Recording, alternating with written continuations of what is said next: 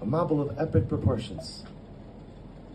And I don't have to talk about this, you're living it, you're here. I observe it from a distance. A mabul. So what do you do when the world throws a mabul your way? What do you do when HaKadosh Baruch Hu creates a mabul in your midst, a mabul in your people, a mabul in your land? What do we do? And the avod, I think, is a simple one. A difficult one, but a simple one. Which is, you look to the window, and it's the same Yonah.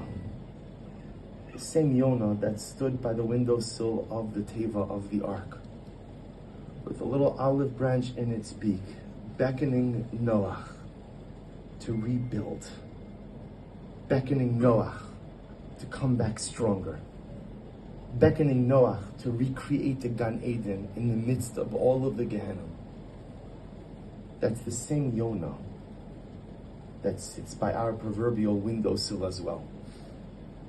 It's the same Yonah that perches itself on our neshamas.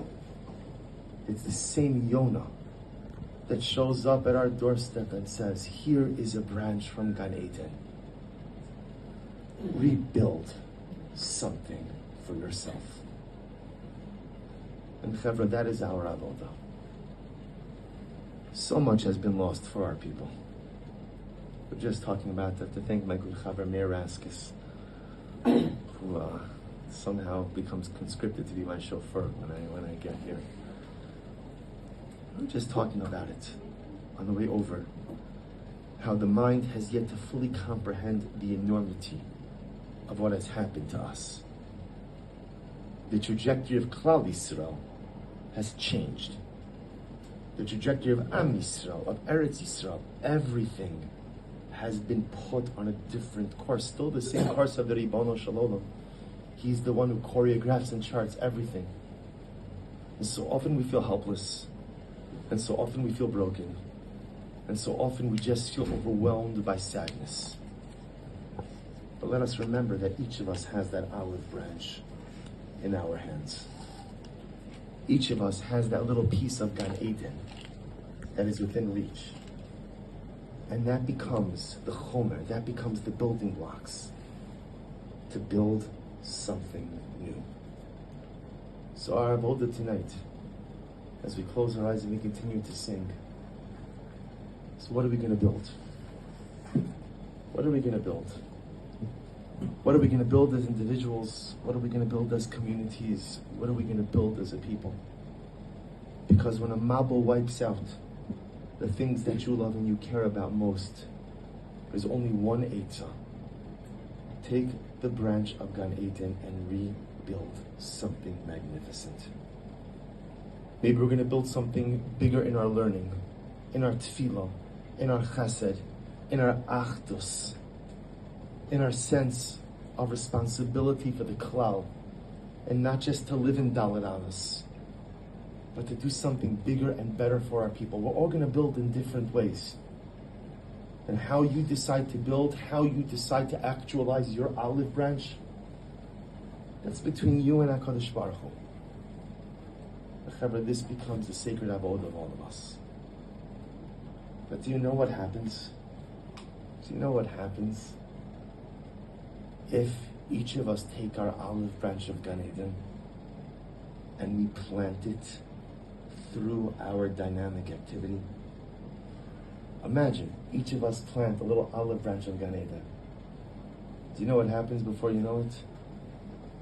It's Gan Eden. Before you know it, the branches take root.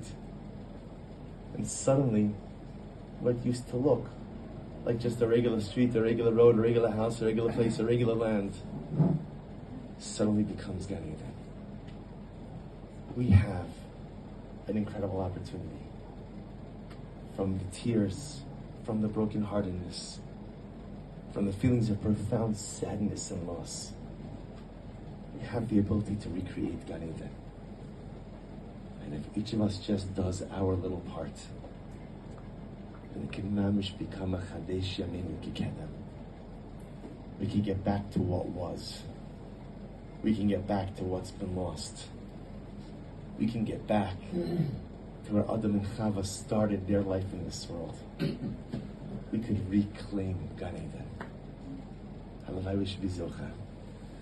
We should recognize that it's so easy to spend our days just following the news and WhatsApp groups and different things like that, and it's important to be informed. But these are days, as Koch writes, that tsa'ar and simcha, pain and happiness, are two sides of the same coin. And when you find yourself in the midst of immense pain, that means there is enormous opportunity for simcha, a tremendous opportunity for aliyah, tremendous opportunity for incredible accomplishment. May each of us be zocha before we leave here tonight. That's our avodah. You thought you were just coming for a nice kumzitz and some refreshments. You're like, oh, I should have left before Silver got here. And now you realize it's an avodah tonight, Chavra. We're not here to be entertained. And we're not here just simply to enjoy each other's company. There's an avodah. The avodah tonight is, don't walk out of this holy home before you know what your olive branch is. Don't leave here tonight until you know exactly what you are going to build for your family, for your community, and for your people. And if this beautiful chavra walks out of that door tonight, knowing, identifying, and already beginning the process of planting your olive branch, then Gan Eden, and Geula, then Mashiach is not just one step, but Emir Hashem Halavai, many steps closer. It's incredible schos Baruch Hashem to be here with all of you tonight. And I really want to thank the Pomerantz Mishpacha for opening up their home. And for Baruch Hashem, I could say that of late, some of my most incredible memories and experiences in Eretz Yisrael happened in the Pomerantz home. Last time it wasn't in this home, it was in the previous Pomerantz home a couple of years ago, Baruch Hashem. But thank you, really, a very special thank you to the Pomerantz Mishpacha for opening up the home, inviting all the beautiful chavra. It's so special to walk in and to see so many wonderful friends. Boys from my shul, Baruch Hashem, learning here in Eretz Yisrael, and great to see you guys. And then former members of Baltimore, Baruch Hashem, who are here. Daf Yomi Chavra, my old friend from high school, Rabbi Reznik, who I haven't seen in who knows how long, Baruch Hashem. But I have to tell you, and it's really just it's a thank you, because since Shemini Atzeres, I've just felt so out of sorts, like all of us.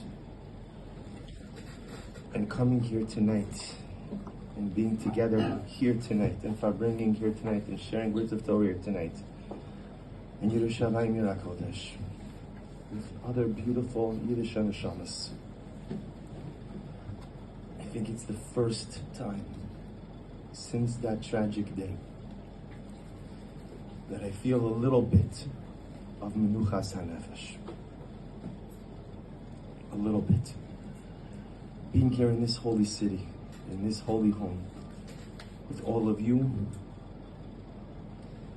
It's not a nechama because the Klal Yisrael doesn't have its nechama yet,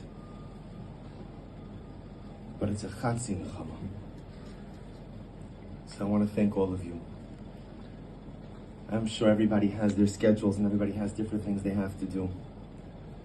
But I want to thank you for being here tonight, because being able to sit here, sing with Rav David, to be able to really just reach down into the deepest recesses and reservoirs of Shira, of connection to HaKadosh Baruch Hu. It's something that I have waited for the last number of weeks, and I feel Baruch Hashem, Zachisi, to be able to have it, even if it's just for a few minutes. I'll share with you something from Rabbi Nachman in just a little bit. I really want to sing a little bit more first.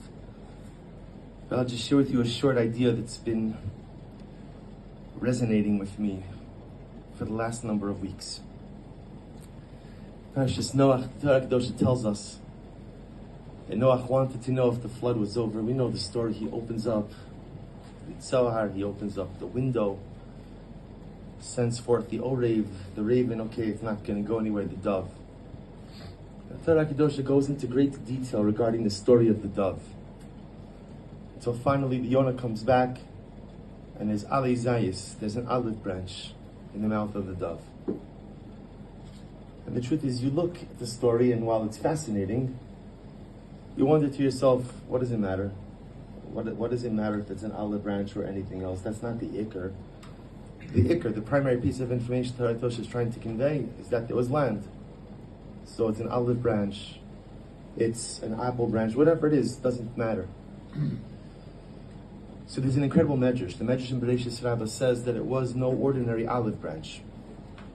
But the medrash relates that all the lands of the world were stricken by the Mabul, except for Eretz Yisrael. Eretz Yisrael was spared the effects of the Mabul. And the medrash writes that the dove, Malach opened up the Shari Gan Eden, the gates of Gan Eden. The dove flew in and took a branch, an olive branch, not any ordinary olive branch, but an olive branch from Gan Eden. From Gan Eden. There's a beautiful sefer titled Luchos Ha'evan, written by Rav Avram Zuckerman, Sefer Tzadik Livracha. And in the sefer, Zuckerman says, still very nice, very beautiful. It's an olive branch from Gan Eden. But what's the pshat? What does it matter if it's an olive branch from Gan Eden or somewhere else? Land is land. And Rav Zuckerman says something so beautiful. He says that there's an incredible metaphoric symbolism and meaning in this. Man started out in Gan Eden, and from Gan Eden the world was destroyed. And what the dove was telling Yonah is that sometimes when the world is destroyed, you could rebuild it back into Gan Eden as well. That little olive branch was supposed to be the ultimate message of hope to Noach. To tell Noach that even though you've lost so much, look, here's a small vestige. Here's a little piece, a tiny little chelik, a nitzutz, a spark of Gan Eden, and it's right by your windowsill. Take it and rebuild that which has been destroyed into a Gan Eden. And what a powerful thought, and what a powerful yisod, and what a powerful charge, and what a powerful mantra for us during these times. The Mabul of Noach hit everywhere but Eretz Yisrael. And the Mabul of Tafshin Pei Dalet only hit Eretz Yisrael. A Mabul of epic proportions.